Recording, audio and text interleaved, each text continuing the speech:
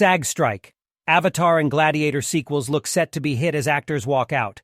Major films in production, including Avatar and Gladiator sequels, are looking likely to be affected by Hollywood actors taking strike action.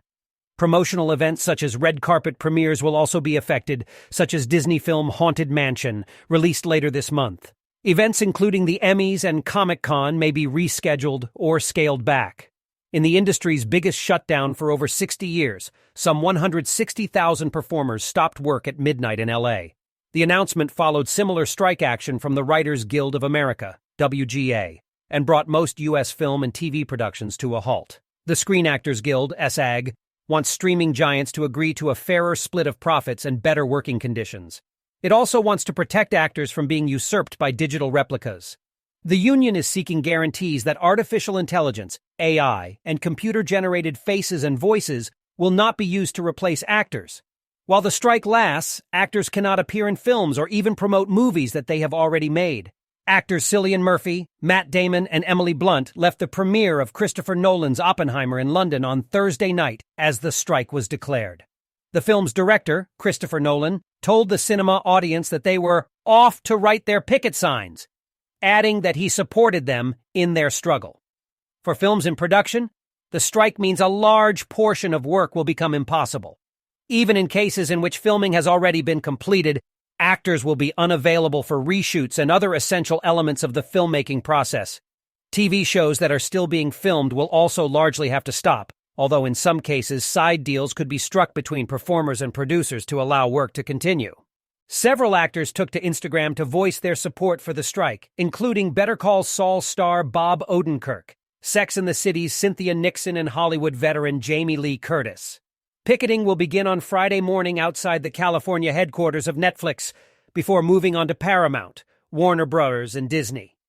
To address concerns about the use of AI, the big studios have offered what they call a groundbreaking proposal that would protect the digital likeness of actors and require their consent when digital replicas are used in performances or alterations are made. But the union rejected the offer made by the Alliance of Motion Picture and Television Producers, AMPTP. The SAG's National Executive Director and Chief Negotiator, Duncan Crabtree Ireland, said it was unacceptable.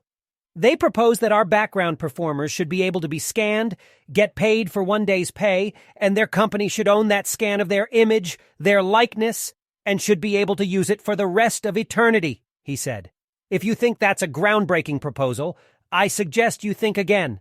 The AMPTP said the strike was certainly not the outcome we hoped for, as studios cannot operate without the performers that bring our TV shows and films to life.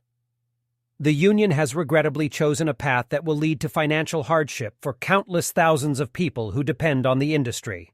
Its statement added, the union is officially known as the Screen Actors Guild, American Federation of Television and Radio Artists, or SAG-AFTRA. Another of its demands of the streaming services is that actors should receive greater base pay and residuals, meaning payments made to actors from repeats of films and programs they've starred in. The strike includes tens of thousands of actors who receive significantly less pay for minor parts than their A-list colleagues. In the old model, they get residuals based on success, Kim Masters, the editor-in-chief of The Hollywood Reporter, told the BBC. In the new model, they don't get to find out what's going on behind the scenes because the streamers don't share. Fran Drescher, SAG's president, said the strike came at a very seminal moment for actors in the industry. What's happening to us is happening across all fields of labor, she said, when employers make Wall Street and greed their priority, and they forget about the essential contributors that make the machine run. A separate strike by the 11,500 members of the Writers Guild of America demanding better pay and working conditions has been going since the 2nd of May.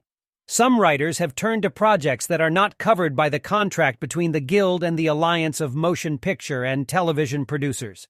The double strike by both unions is the first since 1960, when the SAG was led by actor Ronald Reagan, long before he entered politics and became U.S. president. The last strike by actors took place in 1980. Speaking during a gathering of industry leaders at an Idaho resort ahead of the SAG's announcement on Thursday, Disney chief executive Bob Iger said the demands of both actors and writers were impractical and damaging to an industry still recovering from the pandemic. It's very disturbing to me, Mr. Iger said. This is the worst time in the world to add to that disruption. A third union, the Directors Guild of America, successfully negotiated a contract in June and will not participate.